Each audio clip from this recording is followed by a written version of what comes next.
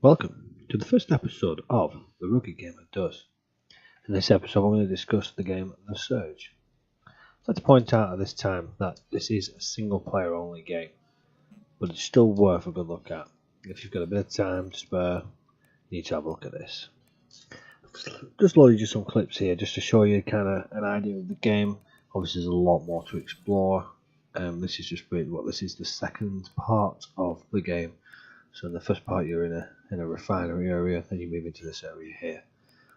The basics of the game is you've woken up, you've been placed with implants, and you can equip this rig with, as you can see on this shot here, various parts of armour and weaponry. That basically allows you to almost have more superhuman strength than you would normally do, and allows you to carry bigger things. I think the basis of this rig I'm wearing here is more of a construction rig, but obviously it's turned combat. The combat side of things reminds me of the Rome game, which was one of the first games that came out on Xbox One. You're hitting until it gives you an option to complete a finishing move, and we should hopefully be able to see one very shortly in this here. So obviously I've got a droid, I've also got an ability to do finishing moves, just one over. For the most part, the game's quite fun. However, it is very much rinse and repeat, rinse and repeat. I thought it might have opened up a bit more once I got into the game. However, it does seem to be a lot of you kill a few mobs, you go back, you repeat, kill a few mobs, go back, repeat. Obviously, every time you go back to the med bay, it reloads the mobs, so you are reliant on repeating this. And obviously, it stops you from doing various things until you get a certain level, which obviously in turn makes you have to continually repeat the attacking. Other than that, though, I find the game quite fun to waste a bit of time on. I've had a couple of hours on it, had a look at it. There's a couple of DLCs which I have acquired. Hopefully you'll get a glimpse of that in the clip. It gives you fire and ice. It's basically 5 fire weapons, 5 ice weapons. I found 2 so far. I've located the third one, but I'd stopped at that time before I'd moved on to it. Here you go, that's the fire one there, the twin rig as they call it. So basically you get proficiency in different weaponries, there's different types of weapons. Obviously the one I've got at the moment is a single rig. I'd move on to a twin rig, and it's all about obviously adjusting yourself to each of the areas, and obviously the fighting styles of the combatants and yourself. I did notice that if you just stand and fight, you tend to run out of health quite quickly, especially on these mobs. They hit for quite a fair amount. Still, all that aside, you need to take a look at this game. It's not a multiplayer game, it's a very simple single player game, but it is a lot of fun. There is a lot to do on it, and things aren't as obvious as they're made out to be, which is what I like. They leave you to work it out yourself. You don't get arrows pointing to where you're supposed to be going. You go to a med bay area and you get a little AI talking to you, telling you what you need to do, and then these little dudes here, you'll spot, will give you like little side quests to do as well. So you're left to your own devices in this respect. And obviously as you go further through the level, you find like shortcuts or doors that you can open that then open from both sides. You can't open them in first instances when you get to them because it makes you go all the way through it, then you open it and then it becomes like a shortcut. But then obviously you don't have to go through the same level, so to speak, throughout. There's now the armour I've got on at the moment is the Rhino armour. Now obviously when you load up the Rhino armour, if you have the full set, you do get a bit of a like little bonus. Rhino's more of a heavy hitting, so you can take more hits on it, but it does rely on a lot more power. Now, as you level up, the leveling system they have is based off a power level. Hopefully you'll get a glimpse of that soon. And basically, everything you equipped takes up a part of this core power level.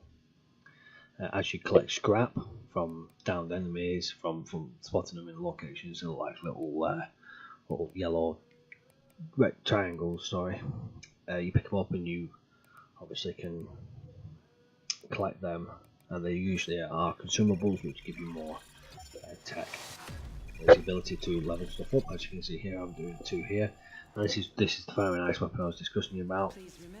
There we go, that's what they look like. Now you'll see my fighting style has now changed, so whereas before I was hitting heavier for a lot more, this is more of a fast-paced hitting. It took me a while to kind of pick up on what I needed to do. That's a finishing move right there. I do like it mixes them up. You also have the ability to target body parts, as you'll see there. There you go. So I worked out, well, every time I hit them in the head, it does disorientate quite a lot, as you'll see here. And it does stop them from being able to attack me. Finishing move, heads off, job done. For the most part, that seems to get me through this area with taking relatively less damage, which means I'm using less healing abilities, which means I can go further. I did notice when I was using the heavier hitters, I was taking more damage because obviously I'm using more energy to swing a bigger weapon. There's all these things to bear in mind, but they're all little things that you don't really necessarily take into account until you start playing it. You might think to yourself, actually, this takes a lot more thinking than you'd expect. You're getting 2 mobs here, you're targeting the faster hitter one, and keeping your mind on the heavier hitter one so you don't take a pounding from him. It's a lot of small thought processing to it. I love the game for that. I think it's refreshing. But again, as I said, it is back to the old Rome fighting style. We've moved from target to target, but it's great. As you can see here, once you've down one, you can pick. If you notice when I'm targeting, there's blue targets on body parts. That's the weaker parts. That's where there's no armor. That's weak points. So here's a quick overview of how your stances look. How your stats look. Obviously, your attack power, your defense, and your core power. Various other bits and bobs gives you like your gear boost and whatnot. Your proficiencies, so you can see on there, proficiencies for each weapon type. The higher the proficiency, the slightly more damage there is. I think it's over a certain level. I think level 3 or something like that. Everyone does increase your damage by 1. Which obviously, when you're using a twin rigger like I am, if you get that up quite high, of course it does give you a lot more damage, and it can give you, I'm not 100%, I am trying to work it out, but it does give you kind of a damage multiplier, and it does help out a lot. I see, look, there's another weak body part there, allows you to cause more damage to that body part, and then if you build up enough energy, enough stamina, energy, I was right the first time, you can then do a finishing move. It also gives you the ability to drop various other things other than tech, like tungsten armor and stuff like that. That stuff is required to upgrade your gear. There you go, there's another suicide, another execution there. But as you get through the game, you start to find like different various mobs. There you go, there's one with a cannon on, and then you go try and work out, well, how do I get around this guy? Well, he's the same guy as before, just now on a cannon. It's the head, keep him stunned, hit him as hard as you can. You will see the second of the DLC mobs here. They do respawn every time again, and they do seem to be a little bit more heavy hitting, a little bit more armoured than they are. Here we go, here's a quick overview here.